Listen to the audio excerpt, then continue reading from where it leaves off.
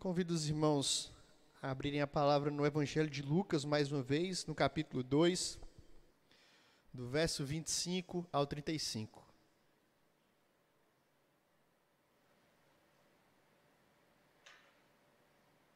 Essa é a primeira vez na vida que eu vou pregar. Para tu ter uma primeira vez, né? Mas que eu vou pregar sem o esboço. Então, os irmãos, espero que eu consiga lembrar de tudo. Houve um pequeno deslize meu que eu achei que ia pregar à noite, mas está na bênção. Faz parte. Lucas 2, do 25 ao 35. É um texto belíssimo, meus irmãos. Eu peço que os irmãos acompanhem e mantenham a sua Bíblia aberta também depois.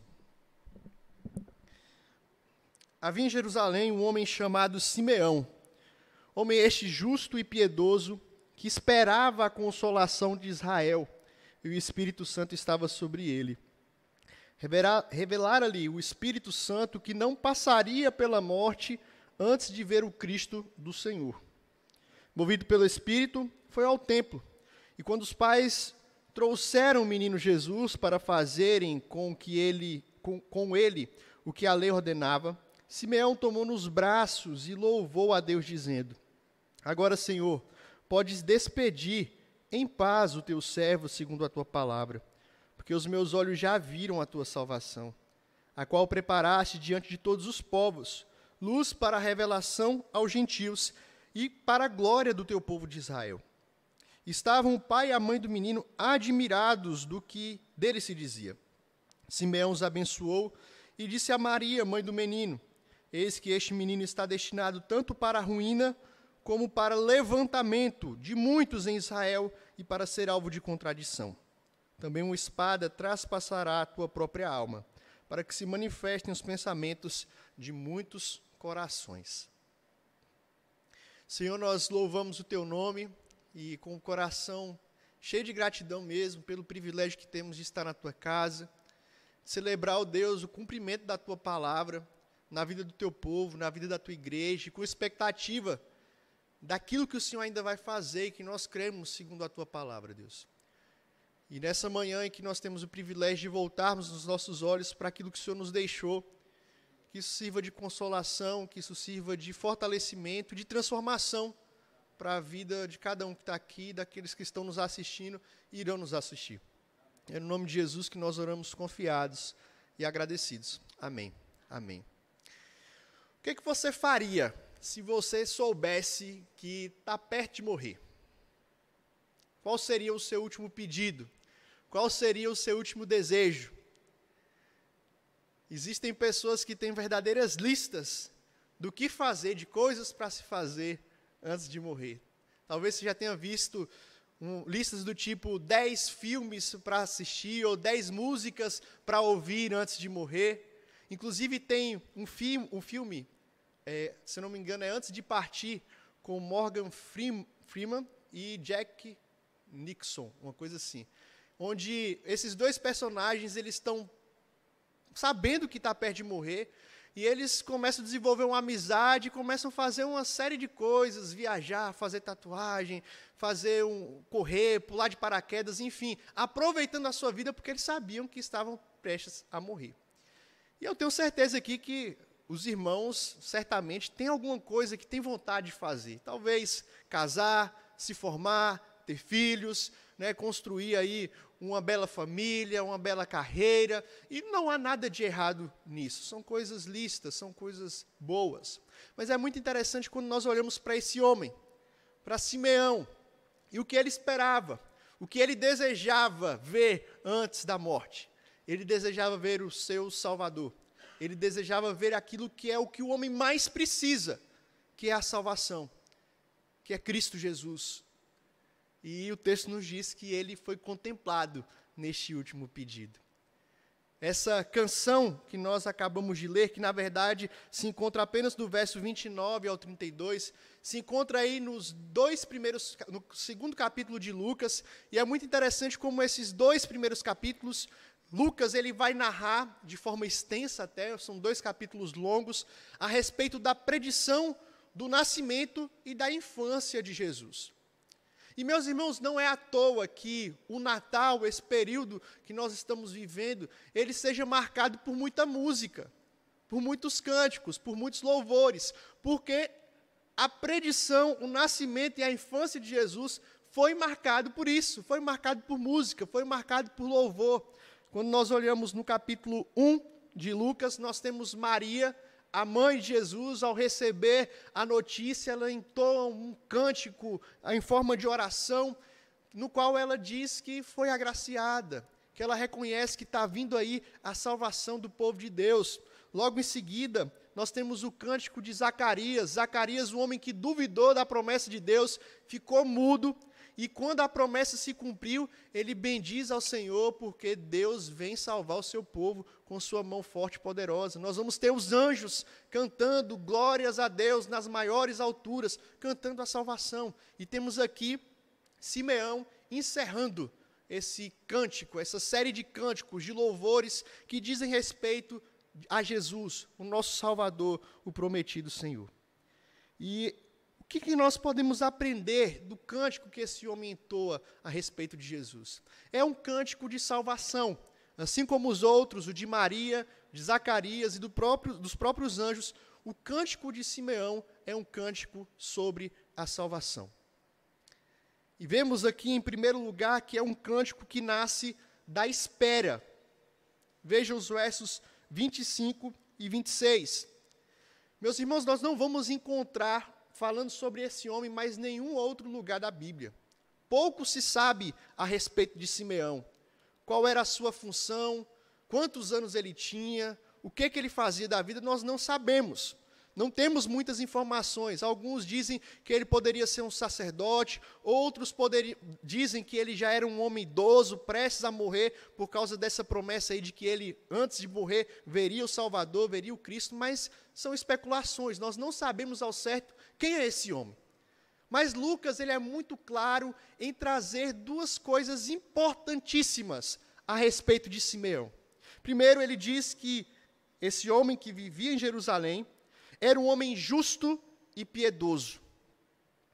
Justo aqui diz respeito ao seu comportamento com outros homens. Ele era um homem que respeitava as pessoas, ele era um homem que amava o seu próximo, agia corretamente com o seu próximo, mas era também um homem piedoso, e aqui diz respeito ao seu relacionamento com Deus. Era um homem que tinha vida com Deus, que andava corretamente, andava na palavra do Senhor, obedecia à palavra do Senhor. Ele era um homem crente, era um servo de Deus. Isso fica muito claro quando diz que o Espírito Santo estava sobre ele.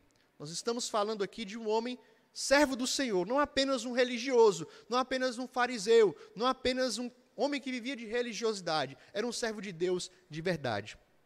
E o texto diz também que esse homem que era justo e piedoso, ele esperava a consolação de Israel. Esperava a consolação de Israel. E essa expressão, queridos, consolação de Israel, é uma outra expressão para demonstrar que ele esperava o Messias. Ele esperava o seu Salvador. Ele esperava o ungido de Cristo, como diz aqui o verso 26. E recebeu essa promessa que antes de morrer, ele veria aquele que ele tanto esperava.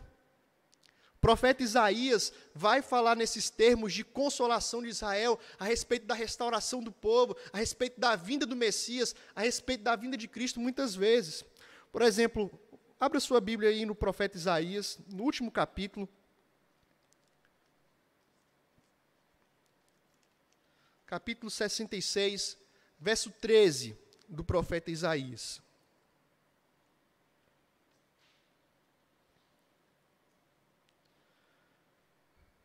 Vamos ler juntos? 66, 13. Como alguém a quem sua mãe consola, assim eu vos consolarei, e em Jerusalém vós sereis consolados. Então, todas as vezes que o profeta Isaías, ele traz essa promessa de que o povo seria restaurado, de que ele enviaria alguém para libertar o povo, para resgatar seu povo, para salvar seu povo, aparece em termos de consolação. O Senhor vai consolar o seu povo, vai trazer paz ao seu povo, vai trazer esperança ao seu povo. E o texto diz que Simeão esperava por isso. Simeão estava esperando a consolação de Israel. Simeão estava esperando Jesus. Simeão estava esperando o Cristo de Deus. E, meus irmãos, a gente precisa fazer um exercício de imaginar realmente o que passava no coração daquele homem. Porque para nós hoje que temos o benefício de ter toda a revelação, de saber que Jesus Cristo já veio, isso é bom demais. Mas imagine você, um judeu naquele período, que ouviu dos seus pais, que ouviram dos avós, dos bisavós, dos tataravós, o Senhor vai mandar da semente da mulher, que vai esmagar a cabeça da serpente. O Senhor vai mandar o libertador do povo. O Senhor vai mandar a salvação do povo. E quantas vezes os pais já ouviram dos filhos: pai, quando é que vai ser isso?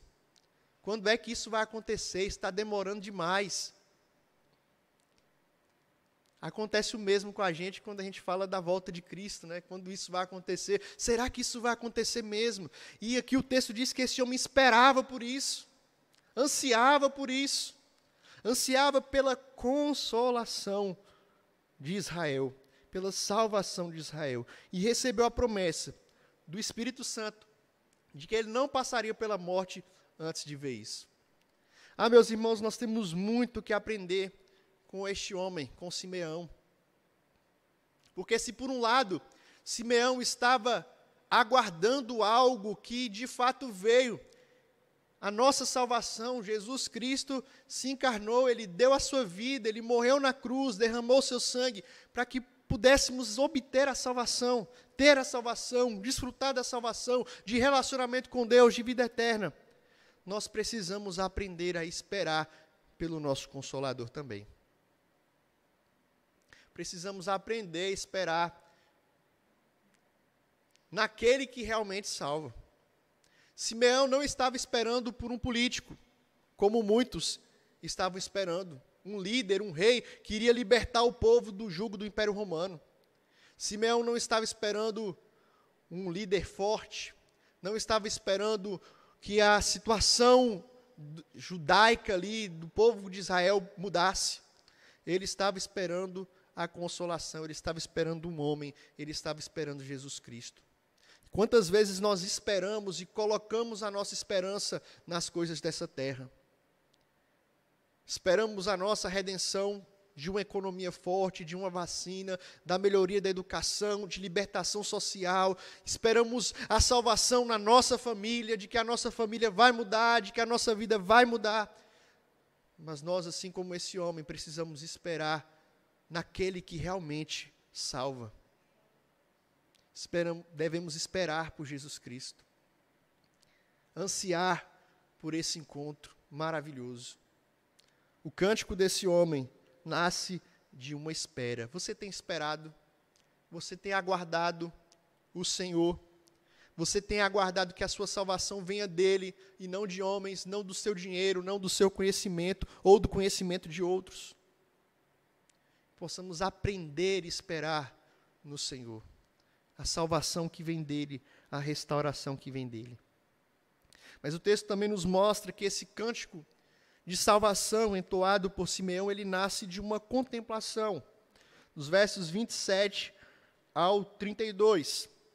O texto diz que esse homem que tinha o Espírito, que recebeu a revelação do Espírito, foi movido pelo Espírito Santo para ir ao templo. Aqui o contexto dessa passagem, Maria e José levaram seu filho ao templo para ser apresentado. Era costume, era da lei, que o primogênito, o filho primogênito, fosse consagrado ao Senhor. Então eles estavam levando Jesus ao templo para ser consagrado. Jesus aqui era uma criança, era um bebê ainda, pouco tempo de vida. E o texto diz que Jesus estava no templo com seus pais e que esse homem, Simeão, foi movido pelo Espírito Santo para ir ao templo onde encontrou Jesus. E, meus irmãos, aqui nós temos algo muito pertinente, muito caro e profundo a respeito da questão espiritual, das nossas vidas e do conhecimento de Jesus. conhecer a salvação, experimentar a salvação e esperar pela salvação, isso não é fruto de uma dedução lógica. Não é algo lógico a salvação e o conhecimento de Jesus. Não é algo que vem da força de vontade, eu quero conhecer, eu vou conhecer. Não vem por meio da intelectualidade, não vem por meio da hereditariedade, porque o meu pai conhece, eu conheço também. É obra do Espírito Santo. Esse homem tinha o Espírito Santo revelou esse homem, o Espírito Santo moveu esse homem para ir em direção a Jesus. É o Espírito Santo que faz essa obra nas nossas vidas.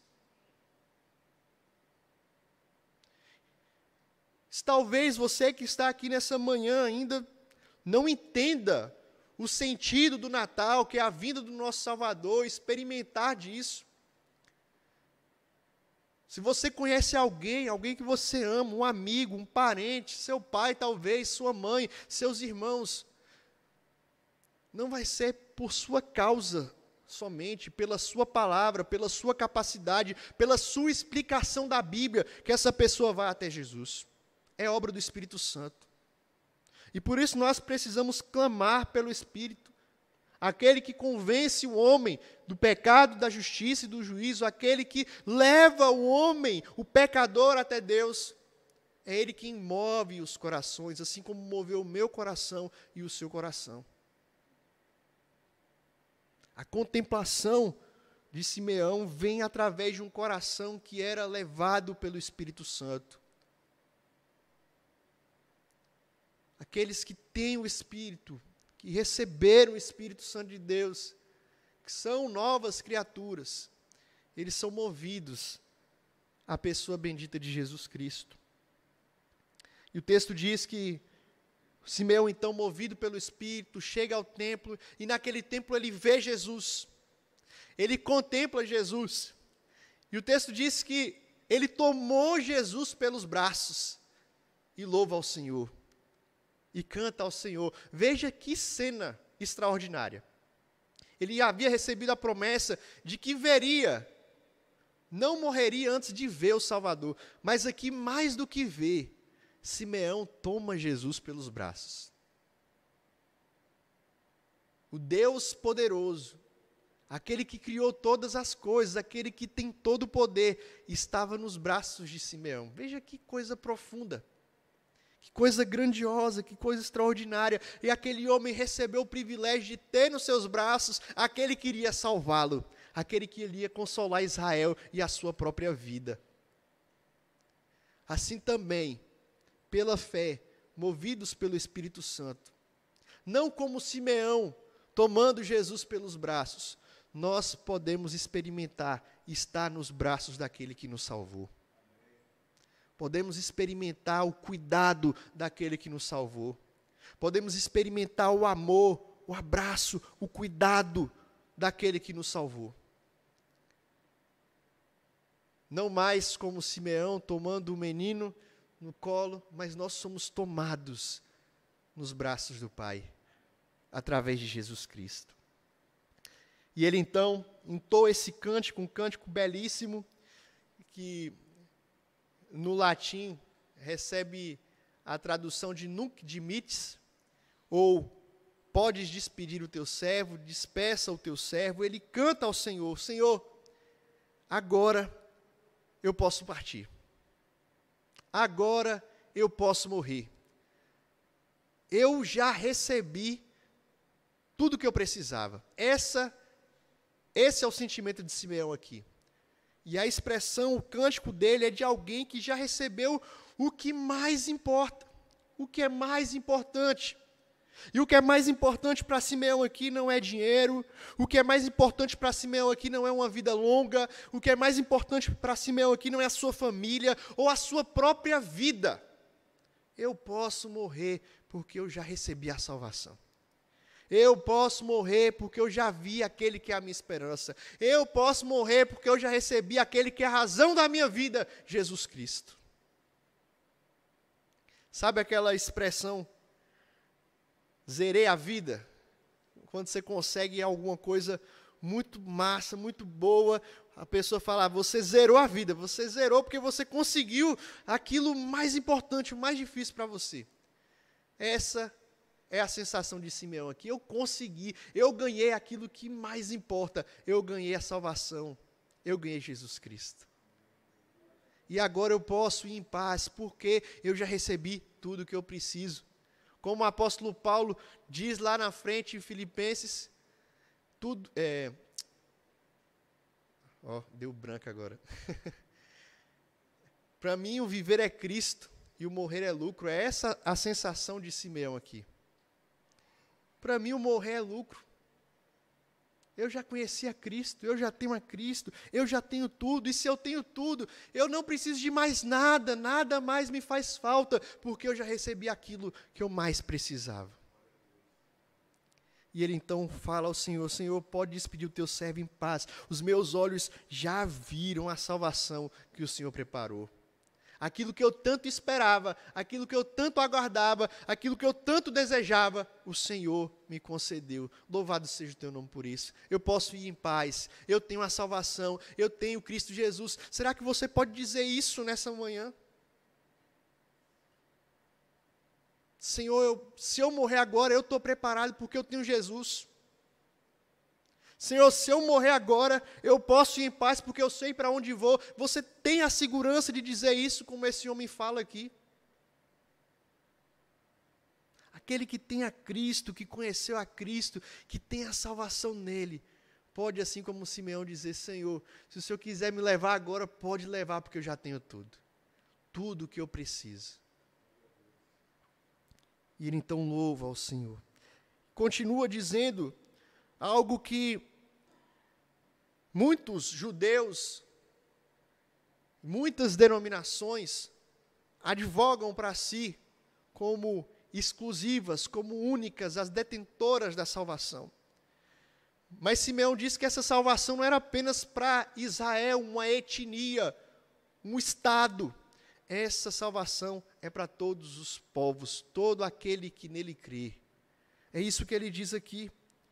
Luz para a revelação dos gentios e para a glória de Israel. A salvação que o Senhor preparou diante de todos os povos. Isso traz para nós um privilégio e responsabilidade. O Senhor veio para nós. Veio para que tivéssemos salvação, veio para que tivéssemos conhecimento dele, mas também para anunciar essa salvação para todos os povos. A contemplação do seu Salvador, de tomá-lo nos braços, de vê-lo, fez com que Simeão relembrasse que aquele que veio salvar a sua vida, veio também salvar a vida de tantos outros que estão aí perdidos e que carecem da graça, da misericórdia do seu Senhor, do seu Salvador. E por isso, esse cântico, em último lugar, ele nasce do anúncio dessa salvação. Ele espera a salvação, contempla a salvação e anuncia a salvação. O texto diz no verso 33 que Maria e José ficaram admirados quando ouviram tal declaração. E imagino mesmo a admiração. Eles sabiam que tinham recebido o Salvador do mundo. O anjo, quando apareceu para José e falou que o nome deveria ser Jesus, porque ele iria salvar os pecados do povo, ele sabe que a missão do seu filho era uma missão grande, ele era o Salvador. Mas talvez ainda não tivesse caído a ficha. Jesus ainda era uma criança, um bebê. E ele recebe de um estranho essa palavra tão grande, tão maravilhosa, tão preciosa. Certamente causou espanto e admiração para os seus pais. E Simeão, então, vira-se agora de forma especial para Maria e fala mais a respeito dessa salvação. Ele diz que esse menino, ele está destinado tanto para a ruína como para levantamento de muitos e para ser alvo de contradição. E, de fato, Jesus Cristo foi alvo de muita contradição entre os judeus. Eles esperavam, sim, o Messias. Eles sabiam que o Messias, que o Salvador, era um homem. Não seria um anjo, seria um homem. Mas não seria um homem qualquer. Seria um homem da linhagem de Davi, seria um rei, seria um mestre. Mas quando eles viram que esse rei, que esse mestre, que esse da linhagem de Davi, não se encaixava tanto naquilo que eles esperavam, de um libertador também político, do jugo de Roma, talvez de uma posição social que eles consideravam que deveria ser elevada, eles desprezaram. Como pode esse ser o Messias? Não, não é o Messias. E por isso o texto diz que ele seria ruína para uns e levantamento para outros. Porque, de fato, meus irmãos, falar de Jesus e anunciar o Evangelho não é apenas anunciar salvação. Quando nós pregamos a Jesus Cristo, como estou pregando aqui para os irmãos, para você que está nos ouvindo, se o Espírito Santo abrir o seu coração, abrir o seu entendimento para a verdade bendita de que Ele é o Salvador, de que Ele é o Filho de Deus, de que Ele é o próprio Deus, de que Ele é a esperança para a sua vida, glória a Deus, isso vai servir de vida para você, de levantamento para você, de salvação para você. Mas se você não crê nessa verdade que você ouviu, isso vai servir de ruína para a sua vida, de destruição para a sua vida. Porque quem crê no Filho de Deus está salvo, mas quem não crê já está condenado porque rejeitou o Filho de Deus. É por isso que em muitas passagens do profeta Isaías, no Novo Testamento também nós vamos encontrar isso. Vamos ver que Jesus, ele é a pedra fundamental, ele é a base, ele é o sustentáculo das nossas vidas, da vida da igreja. Mas para aquele que não crê, é rocha de ofensa, é pedra de tropeço. Quando nós anunciamos Jesus, e aqui também serve para a gente de consolo, porque quando você prega o Evangelho, você não deve pregar simplesmente pensando nisso, que eu vou pregar para a pessoa ser salva. Se ela não for salva, você cumpriu o seu papel, a sua função que você foi chamado de pregar o Evangelho. Porque o Evangelho, ele é tanto para a salvação daquele que crê, como para a condenação daquele que não crê. Essa é uma dura verdade que o Evangelho traz para nós, mas uma verdade preciosa que precisamos estar atentos. E o texto termina com Simeão trazendo uma palavra aqui específica para Maria e que mostra também como seria essa salvação. Diz, também uma espada transpassará a tua alma para que manifeste os pensamentos de muitos corações. Ser a mãe de Jesus era um privilégio para Maria, mas ela também sofreria por ser a mãe do Salvador. Afinal de contas, a salvação não viria através de holofotes, de luzes, não viria através de palcos, não viria através de fama, de sucesso. A salvação veio através de dor, de sofrimento, de humilhação, de sangue, de morte. Veio através da cruz. Aqui Simeão já dá um vislumbre de como o menino Jesus, como o Salvador do mundo, ele iria concretizar a salvação. Seria através de sofrimento. Seria com a sua própria vida. E o texto diz para que se manifestasse o pensamento de muitos corações. Foi o desejo de muitos que Cristo fosse crucificado. Ainda é o desejo de muitos que Cristo seja crucificado, seja esquecido, que o Evangelho seja esquecido, que o Evangelho seja apagado.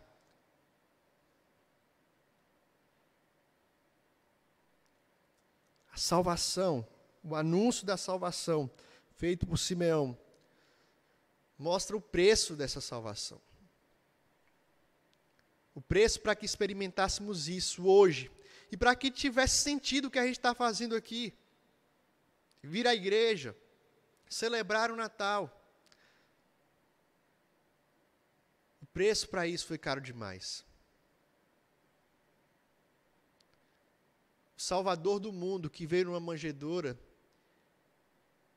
foi um homem que veio para morrer, com a missão de morrer.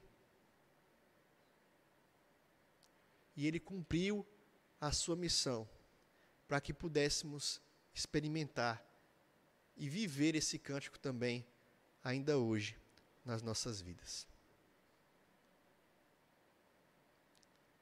Qual é o seu último pedido, o seu último desejo? O que você deseja fazer na sua vida antes de você partir? O que é que você tem esperado? Em quem você tem esperado? Meus irmãos, assim como a promessa de que Jesus viria é verdadeira, ele prometeu que assim como ele foi, ele voltaria. Vocês estão me vendo subir, assim como eu estou indo, eu vou voltar. Meus irmãos, a igreja do Senhor, cada um de nós, precisa viver esperando por isso, aguardando isso, a nossa salvação, que já foi conquistada por Cristo na cruz, mas que um dia vai se concretizar quando Ele voltar e tivermos um corpo glorificado, completamente restaurado, novo, experimentando um novo céu, a nova terra, uma nova realidade. Isso é real. É com essa expectativa que a gente deve viver. A gente não deve viver com a expectativa de que teremos um governo bom, de que teremos mudança na economia, de que alcançaremos a paz mundial, de que alcançaremos o fim da desigualdade. Essa não deve ser a nossa esperança. Nós, assim como Simeão, devemos esperar naquele que é a nossa salvação e a nossa consolação, e que é Jesus Cristo. A nossa salvação não é um governo, não é uma vacina, não é o nosso dinheiro. A nossa salvação é um homem, e não é qualquer homem. A nossa salvação é Jesus Cristo. Simeão viu a sua salvação, viu a salvação do povo de Deus, viu a nossa salvação, e ele esperava por isso. Meus irmãos, que a gente possa aprender a esperar por aquele que pode nos salvar.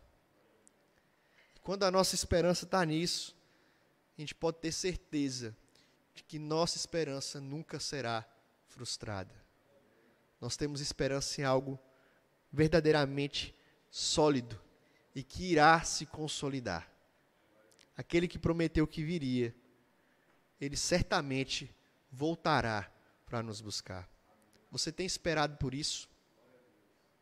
Coloque a sua esperança em Jesus Cristo, coloque sua esperança na promessa dele e contemple o seu Salvador.